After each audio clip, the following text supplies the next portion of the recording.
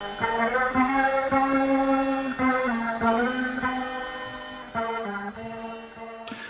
Krishna, welcome everybody back to another session on the importance of reading Srila Prabhupada's books. My name is Krishna Prem Rupa Das, and on behalf of the ISKCON Ministry of Education, we're conducting these interviews with different senior devotees and leaders of our movement. And today we are very happy and honored to have with us His Grace Madhusevita Prabhu. Hare Krishna Prabhu. All glories to Srila Prabhupada. Thank you for the opportunity. Thank you, Krishna Prema Rupa Prabhu. Thank you, Prabhu, for taking your time for this. Madhusevita Prabhu, of course, he's a GBC member. He's also an initiating spiritual master. And Madhusevita Prabhu got to know Krishna consciousness in 73 in Nepal. And then also from the very beginning served in many different leadership positions as a temple commander in Mayapur, from 74 on, later on from 77 as a vice president in Calcutta temple. And from the beginning of the 80s, Prabhu went back to Italy, where he's originally from, served as temple president at Villaggio Hare Krishna, also got married with Alya Krishna, and has a son, Nitai Prasad Prabhu. And from 1992 on, Prabhu served as a GBC, also served twice as a GBC chairman, and additionally, twice, yeah. Three times. 3 times already. And, those who know what it means, this is quite a task to be the GBC chairman. And also, in addition to all of this, Prabhu is also serving as a BBT trustee for the Southern European BBT. So books, Srila Prabhupada's books always have been played a very important role in Prabhu's life. So we're very happy to have you with us. You're from Italy, we mentioned, but you got to know the devotees in Nepal. Would you like to tell us a little bit how you came in touch with Krishna consciousness, and especially what was the first book that you read and how this book changed your life? Thank you. Yes, it was in Nepal. You can understand well that one who is in Nepal in the early 70s is there because of a particular state of mind and approach to life. So I met the devotees there. I had met the devotees actually in London in 1969, but somehow or other they hadn't. They wanted to give me a magazine, but it's a long story. It didn't fructify at the time. So in Nepal in 73, I met these 2 sannyasis, and somehow or other we got in touch because of music. I was a musician, and one of them was also a famous musician in the 60s. So we stayed together, and I will spare you the details of how I joined in which, particular circumstances. But I remember very clearly, it was getting cold then in Nepal, already September, October, November. And my English was like school English. I had studied, but, it wasn't very good at all. But I remember seeing this book, The Nectar of Devotion, with the pink cover, the first edition, and with this beautiful Radha and Krishna and the picture of Prabhupada. And I was attracted to that book. So the first book I touched and I opened, I tried to read was The Nectar of Devotion. There was also Bhagavad Gita with that beautiful picture of Prabhupada that really helped me out. I really felt that these books were calling me, like, as a personal call. And in difficult situations, it wasn't easy there. I'm saying I want to give the details of how the temple was run. It was really a particular, very different kind of temple. if we could call it a temple. Anyhow, so so then these books were calling me, the pictures of Prabhupada. I would read, understand probably 3% or 5% or maybe 10%.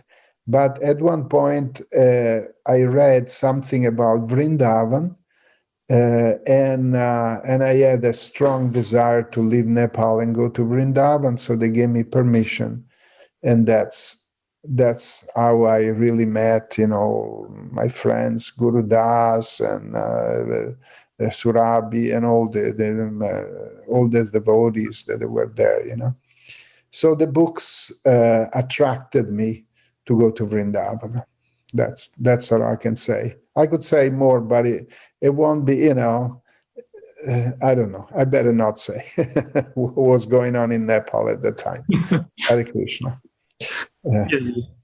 Early 70s in India, Nepal, it was quite a different time. A lot of austerities the devotees had to take in these early days. Yeah. I found it interesting because you mentioned the books, resonated not necessarily at the first point on an intellectual level, but more in a kind of a more deeper spiritual. You mentioned the word was like a calling. Yeah. Yeah. We also say that Prabhupada Prabhupada himself said that he's present in his books. Absolutely. Would you like to share something on this? Yeah. Yeah. I think that's the basic theme of books are the basis.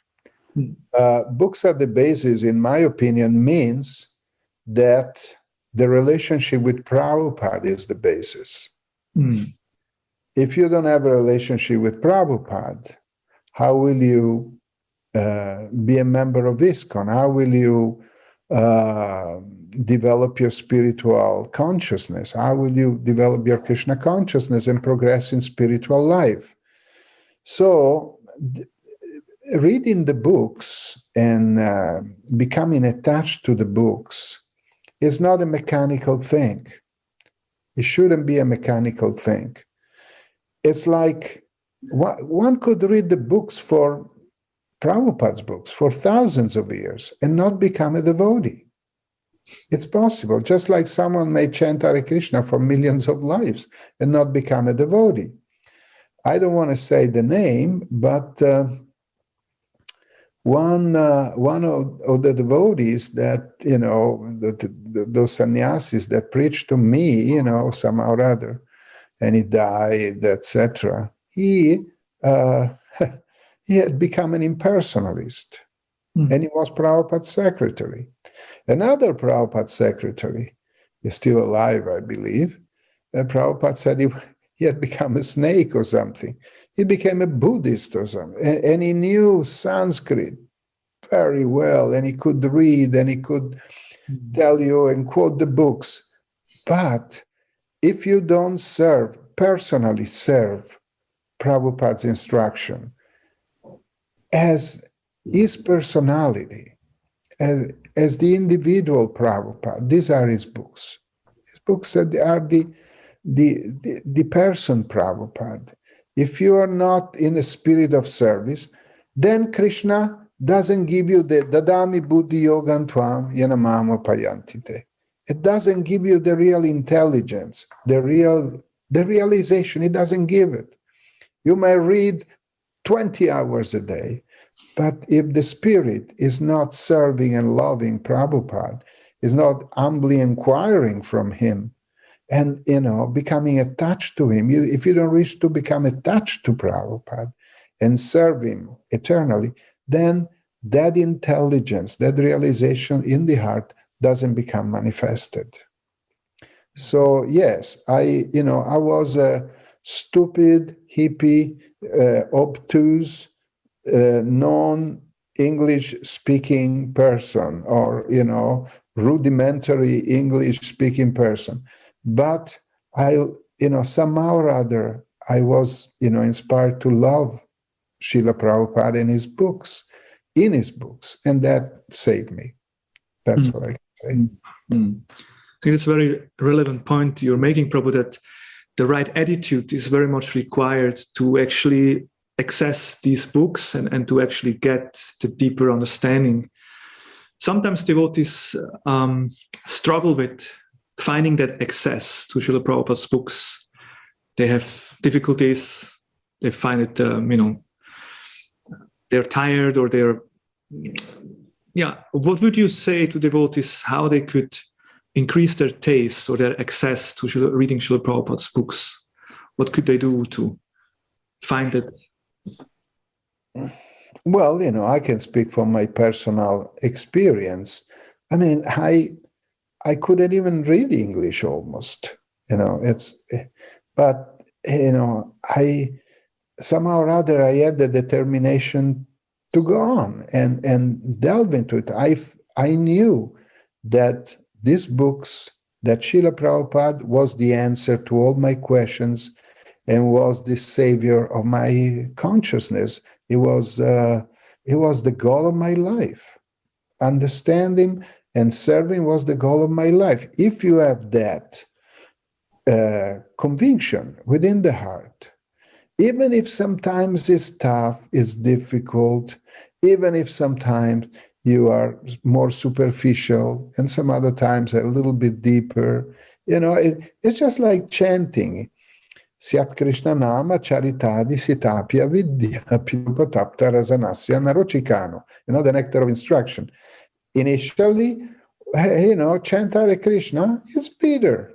We are not like the Goswamis. You sit down, please stop chanting or tie my tongue because it wants to go chanting 24 hours a day. It doesn't work like this. Sometimes you have to, beat your head with a stick and you always have to do it and chant your 16 rounds. Even in difficult times, even in times where the mind is distracted by this or that, you go on. Because you have a goal in mind. You want to reestablish your relationship, loving relationship with Prabhupada, with the acharyas in Krishna, with the devotees in Krishna. That's the goal. So you do that. Keep reading humbly and say, "I'm a fool. I'm not understanding this. Please help me to understand it." And the Dhammi Buddhi Yoga, Krishna within the heart, gives you the faculty or the facility to understand what Prabhupada is saying. Many times, many devotees say that when they are in difficulty, I need some help, Prabhupada help me, and open up a book and you get the answer, because in that moment, you are like Ajamil, you are struggling, you are in need, you are humble, and then Prabhupada speaks to you through the books.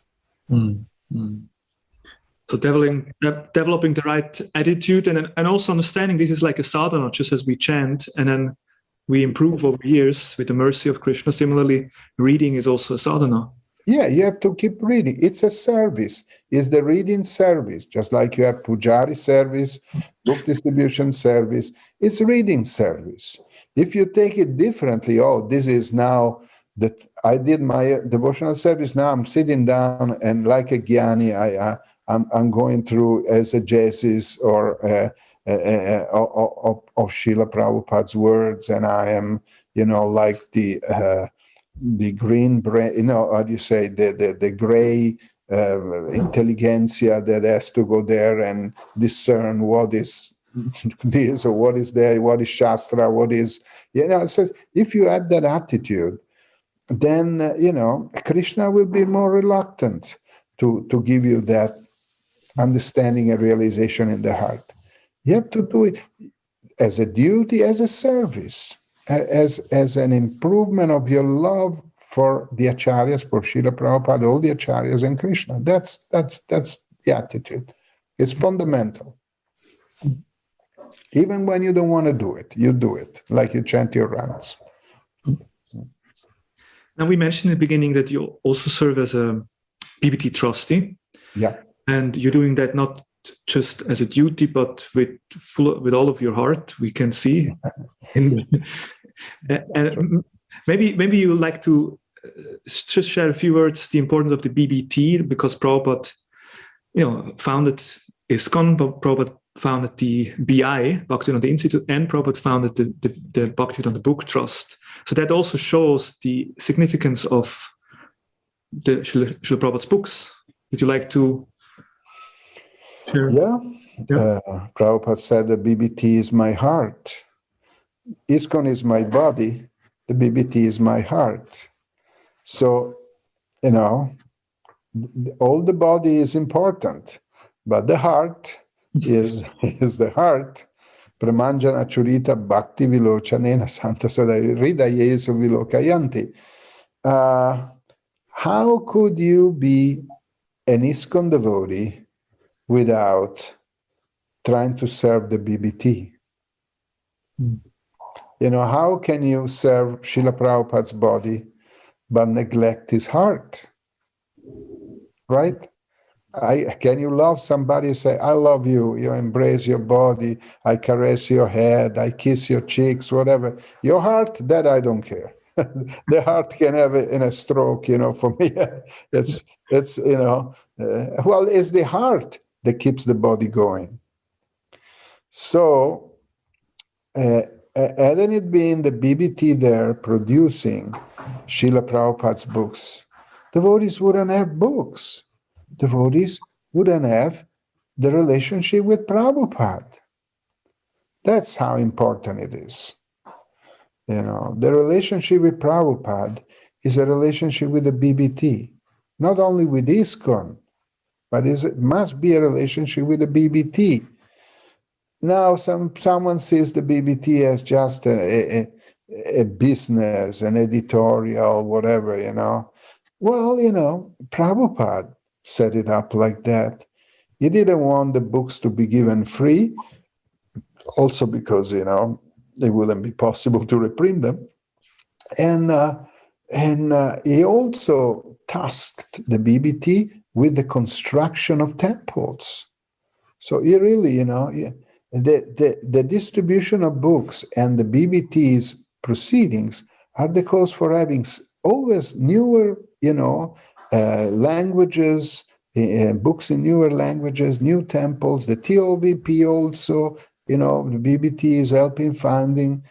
Mayapur was, Vrindavan, was coming through the distribution of books, and so it is fundamental. And then there's a nice video of Prabhupada sitting in LA, that when he comes out when they ask him for some money, he comes out with his checkbook. He unwraps his checkbook and says, "Okay, you what?"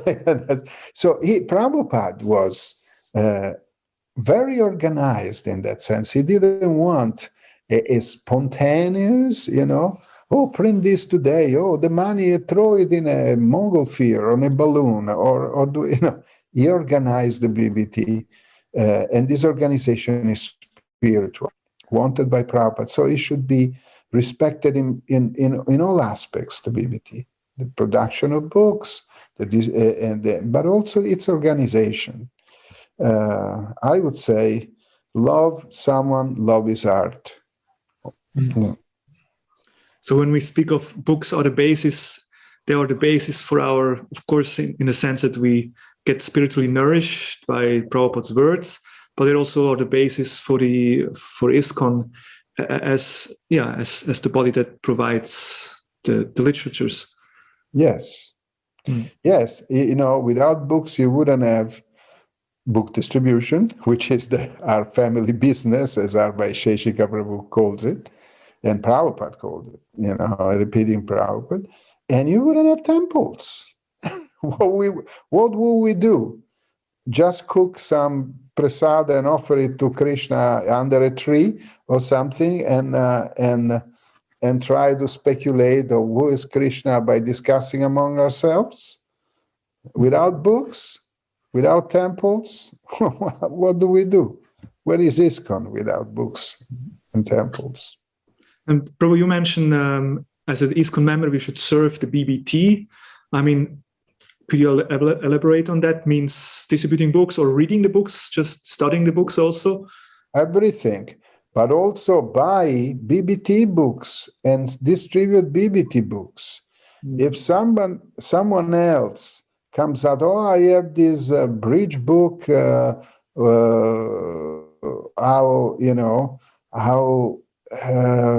I don't know, tell me, I live in Italy, it talks about the Vatican and the Pope, and then it tells you how nice, and there is a connection with Krishna consciousness, and, printed by such and such Prabhu, distribute that book, If it's not a BBT book, rest assured that it hasn't gone through the proper vetting, the proper channel for understanding whether is a writing that Prabhupada would approve.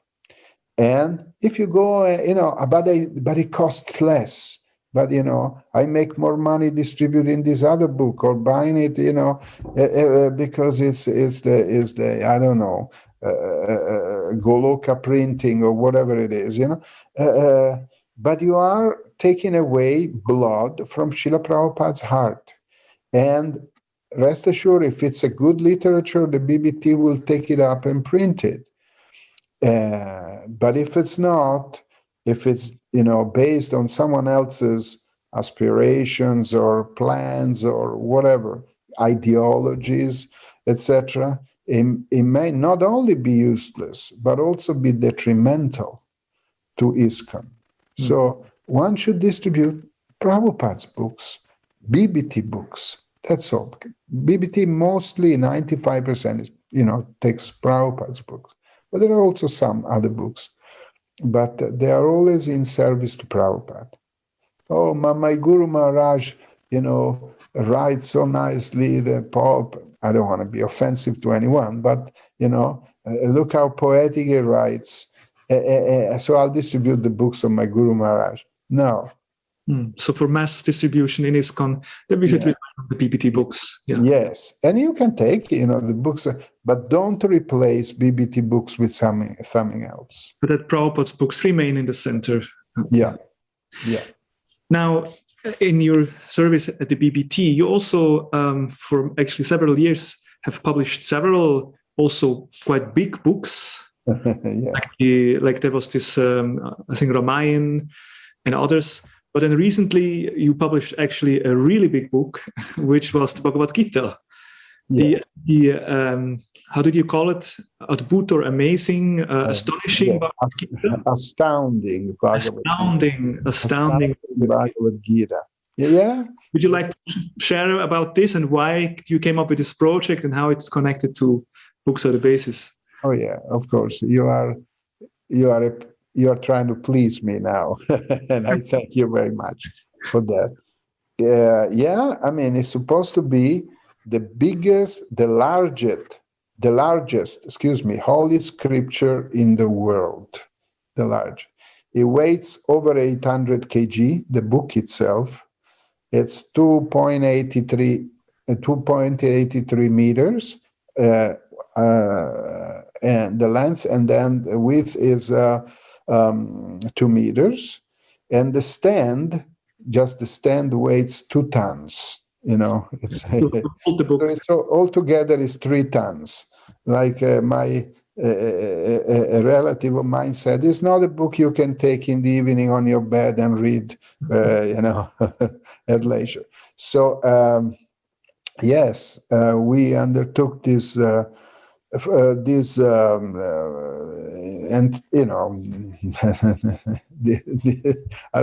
dream, and it was a dream in the beginning, for one purpose, actually, to make Prabhupada's books famous all over the world, and to increase book distribution, especially the distribution of the Bhagavad Gita. As of now, we installed it in 2019. As of now, there are many millions of people that went through to see it in Delhi. And when it was installed, for the second time in the history of ISKCON, the Prime Minister came and he unveiled the book with my humble self, and he offered Aratic to Srila Prabhupada's books. There were 700 million people watching because it was the pre-election time, and pre-election time, and therefore, he came with an helicopter. Then he took the subway. There were all these televisions following up Mr. Modi, and so they all saw. I mean, I don't know how many television sets were there. They all saw. Really amazing. The prime minister leader is worshipping Prabhupada's. Worshipping Prabhupada. And just recently, the coin also came out. And but at that time, he really offered an arctic. I mean, he offered the incense, he offered the lamp, he offered flowers. He bowed down to Prabhupada's Gita, which means to bow down to Prabhupada and the Guru Parampara. And that touched his heart very much. So yeah, it was an historical event, I have to say. 700 million people saw the thing. And still there, and their pilgrims, they go and see the temple, see the book, offer obeisances to Prabhupada, give and buy a Gita. So that was the thing. Thank you for asking. It was an enthusing time. It took us 2 years to make it. Yeah. Yes.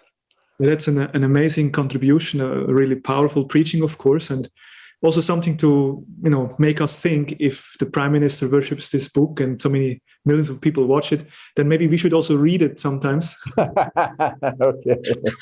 Yeah. Srila Prabhupada was very. He said that one should read the Bhagavad Gita 5 times, one after the other, continuously. Did you know that? He said 5 times, read it 5. And every time, I read it, it's always incredible. There is something that my obtuse intelligence hadn't picked up. Yeah. And because it's like speaking to Prabhupada. You go and speak to Srila Prabhupada. No, it's not that you can say, oh, he's going to say the same thing that he said yesterday. You know what I mean? Or, whenever we had the possibility to have the darshan of Srila Prabhupada, even though the concepts, the preaching was basically the same, was always fresh, was always new. Navayovana. Srila Prabhupada was like this. Sometimes I, don't judge me a sentimentalist. But sometimes when you read these books, sometimes even different, humors come out of it, You can, especially if you are in a particular situation, a particular portion of your life, section of your life, you read the same thing that you had read, 1 year ago, but, it comes in differently. It's just like Prabhupada saying something smiling or Prabhupada saying something in a severe, mood, and you get that if you are loving Prabhupada's books, if you are attached to him, because he comes through, he appears through them. Yeah, I think we can understand Srila Prabhupada's mood and mission through reading his books better. Yeah. Maybe to wrap up this conversation, what do we think? How would ISKCON be a different ISKCON if all the members would actually read daily in Srila Prabhupada's books? How would that bring a change in our society? Or any other final thoughts you'd like to share with us? Okay, I'll be frank here.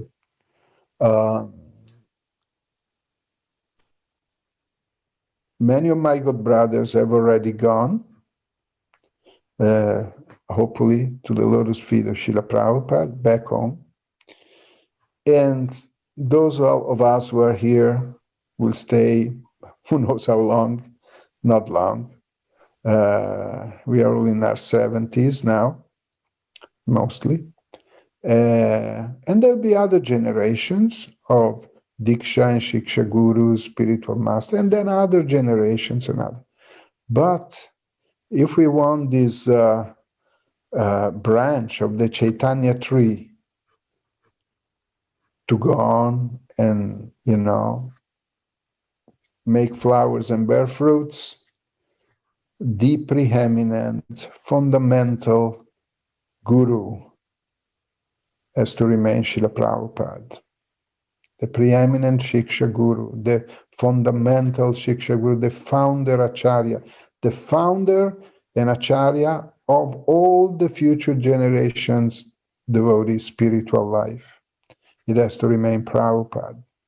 Otherwise, it become an archipelagus, Oh, and different moods and different that. Oh, I take from my guru. I take from the guru, then the guru as a disciple, it becomes guru, The thing may becomes, lost in a bunch of rivulets. So in order to remain a really united, unity in diversity, of course, there'll be diversities, but the unity around the founder Acharya has to be the predominant factor. In order for that to be so, devotees have to read Prabhupada's books. They have to develop a relationship with Prabhupada. It's not that 100 years from now or 200 years from now, the main books will be other books, or there will be books that are on the same level of Prabhupada's books. That shouldn't happen. Should not happen. Because if that happens, that means that, will have become like, different islands, maybe with some bridges, but islands. And we don't want, we want a full continent of ISKCON, Krishna consciousness, the whole earth actually as one piece. So that's my answer. If we want to satisfy Lord Chaitanya's desire and the Acharya's desire and Srila Prabhupada's desire, which are identical, you read his books and keep the unity of ISKCON. That's my answer. Thank you so much, Prabhu, for reminding us of the importance of really keeping Prabhupada in the center. And that also means to read Srila Prabhupada's books. They're identical. Read them with love and attachment to Prabhupada. Okay? Thank you so much. Thank you so much. Thank you for the opportunity. I hope I haven't offended anyone or ruffled anyone. Sika? Okay. Thank you. Srila Prabhupada ki jai. Hare Krishna. Jai, Srila Prabhupada ki jai. Hare Krishna. Thank you. Hare Krishna, Hare Krishna, Krishna Krishna, Hare Hare, Hare Rama, Hare